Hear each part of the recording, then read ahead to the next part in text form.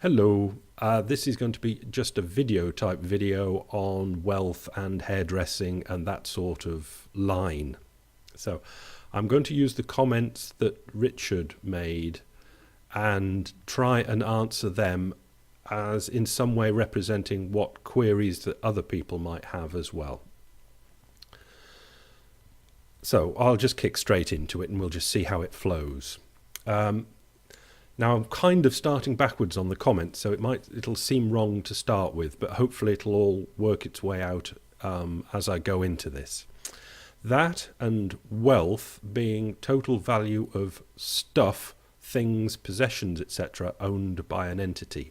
Now I'm going in backwards because this is quite an easy one. Wealth being the total value of stuff. I didn't say that wealth was the total value of stuff. I said wealth is stuff. Stuff is wealth. They're the same, just different names for the same thing. An old card. It's stuff, it's wealth. That's it. Things, possessions, etc. Owned by an entity. I don't remember talking directly about ownership. Ownership has got nothing to do with it at all for the moment. We'll bring ownership in later as a complication, like I was suggesting we'll bring money in later because it's a complication. But for the moment, stuff is wealth and wealth is stuff. It matters not who owns it. Right. Oh, I've done a kind of written thing so I wouldn't forget things. So I'll just go through what I wrote, but I imagine I've just spoken it all. All stuff is wealth. Yes. Oh, good. Including people. All people are wealth because they are stuff. Wind and sun are, they're not very quantifiable, but they are, for this, stuff, and they are wealth. Yeah? Yeah. Ownership is irrelevant. Yeah. Let's say if you really want, if that offends you so much, ownership is irrelevant for the moment and we'll talk about it later. But for the moment, ownership is irrelevant. Okay, so we'll go back to keeping it simple. I like to keep things simple. The US 500 years ago was empty of skyscrapers, certainly, and people. Question mark, obviously, we know about, though it wasn't empty of people. But comparatively, compared to 300 plus million, it was comparatively empty of people, certainly empty of skyscrapers.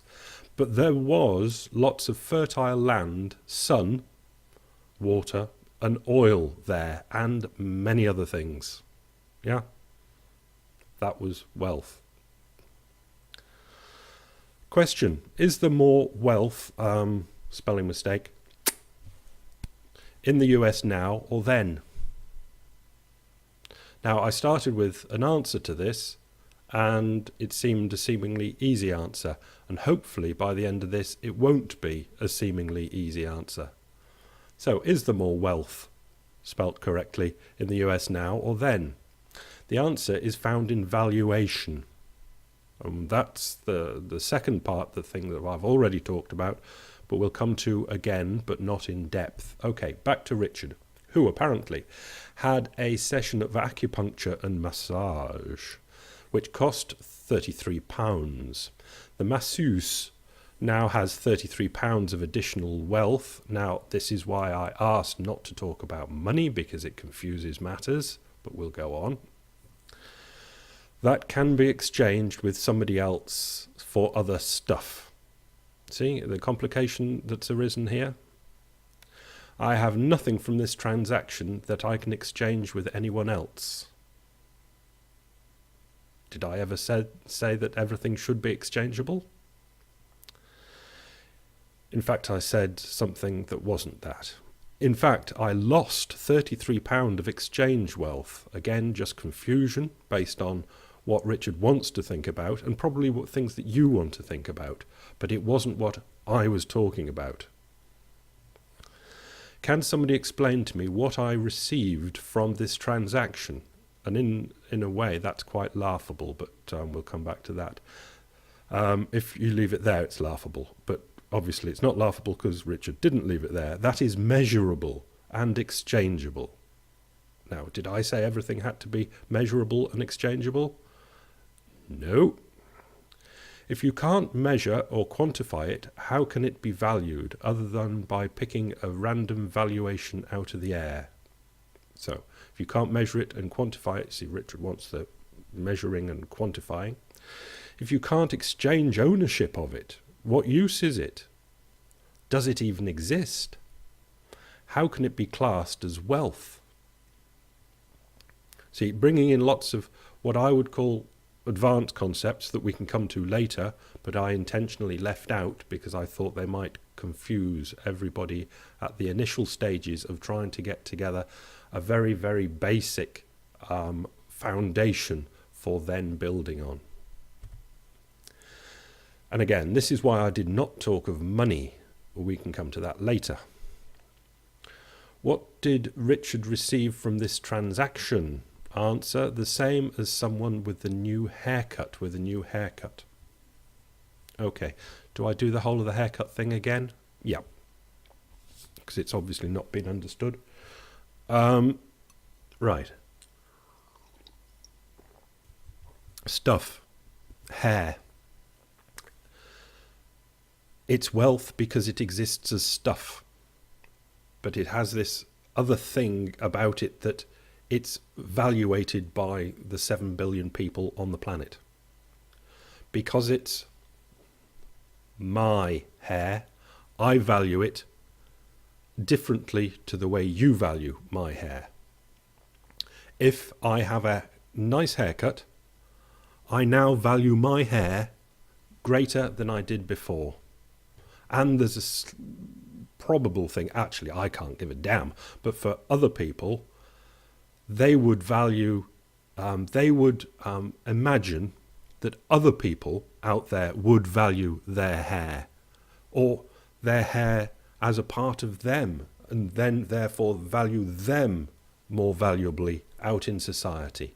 Kate Moss came into it via SNED, which is a more hitting example. A coiffeur that does Kate Moss's, she's a model, I believe, her hair, she thinks that her hair it's a more value to her now, but actually Kate Moss runs into too many complications because it is, no, I'll leave it because it runs into too many complications. But it's not like me having my hair done, and it's a personal thing, and I value me and my hair greater after the haircut. For Kate Moss, it's more society will value her more after their haircut.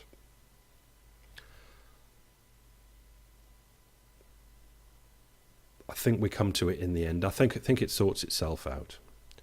Measurable and exchangeable. So the two things there. Measurable. Richard did the measuring and valuated that the acupuncture session would make him more valuable. That's basically what we've got.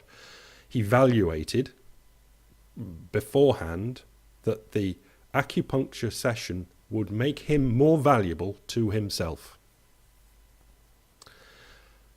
When I say it, it doesn't hit me as an easy to understand concept, but actually when I wrote it, and it seems a perfectly valuable, valid concept. Absolutely a valid concept.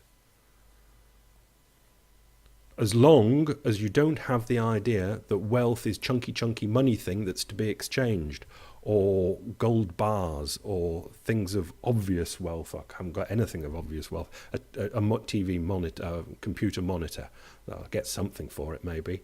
As long as you can get that out of your head, and that's the idea that I'm doing with these videos, is to get that old idea of wealth out of your head, we can go along with this.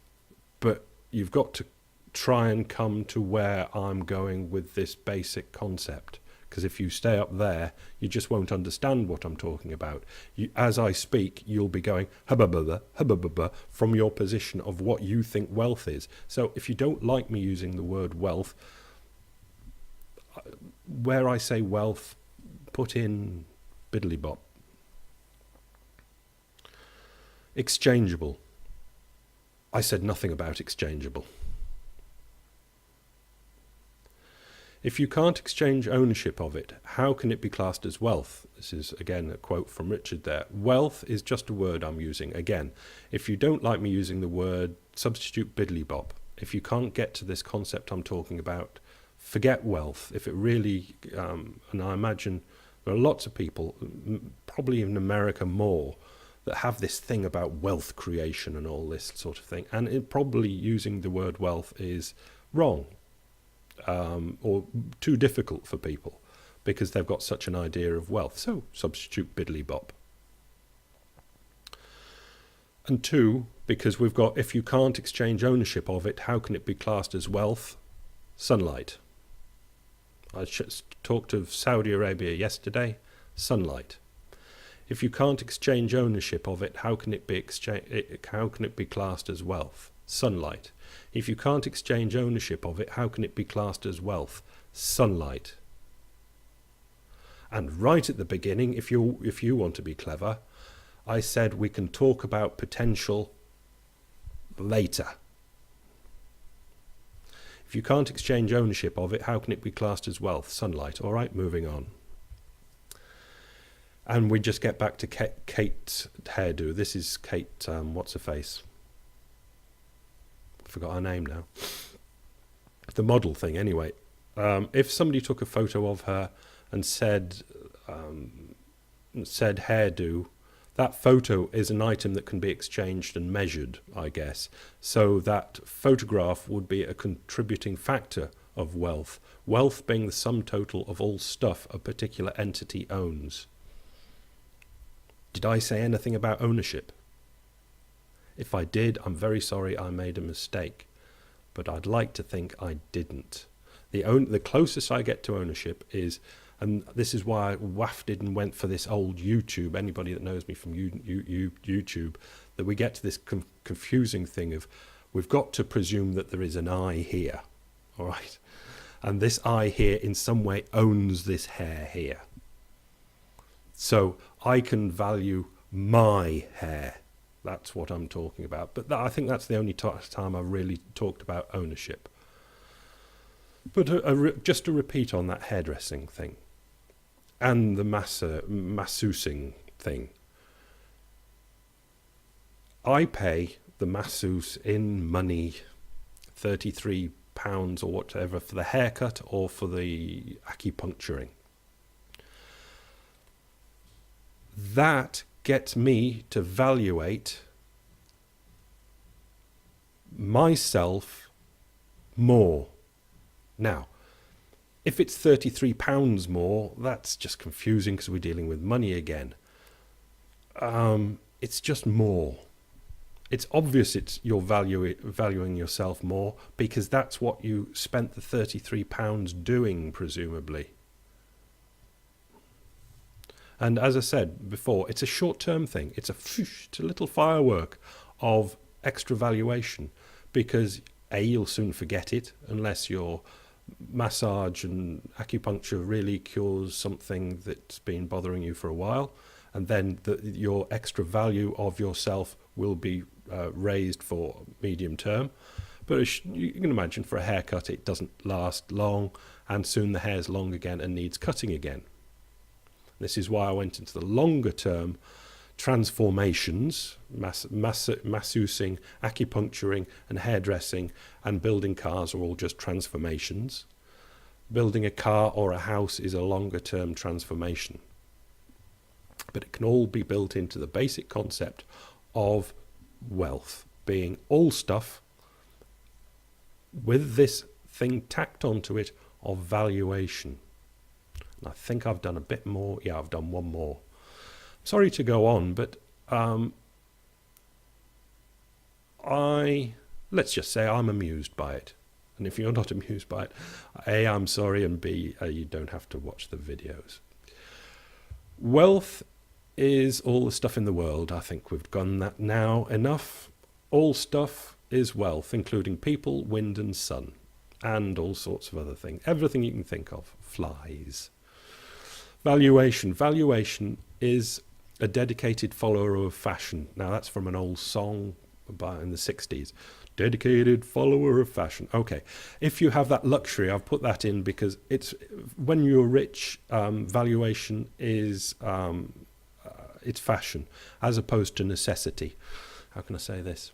In talking to, I think it was Richard and Sned, Van Gogh painted a picture, and now there's somebody that gives it a valuation of lots, $100 million, something like that.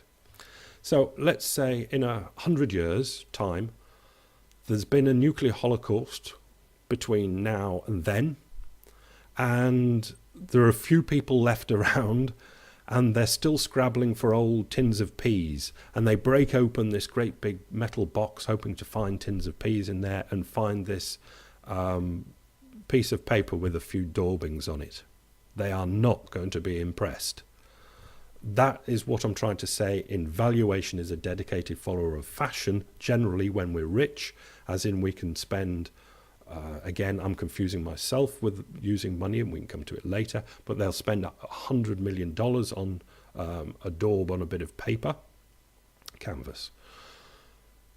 But if you don't have that luxury, something like a cup of water would have an enormous valuation at a particular time and at a particular place. It absolutely depends on where and when you are, this valuation. There are 7 billion at least, as in you can have groupings of people which their grouping valuation is even different from the members of the group. So you can have billions of different valuations, and it depends on where and when you are. 7 billion at least different valuations at 7 billion different times, 7 billion different places. Valuation, it depends. Depends on circumstances. £33 to feel better for a couple of weeks. A massage might be a couple of hours. It all depends. So, back to you. Everybody, of course. Is there more wealth in the US now than 500 years ago?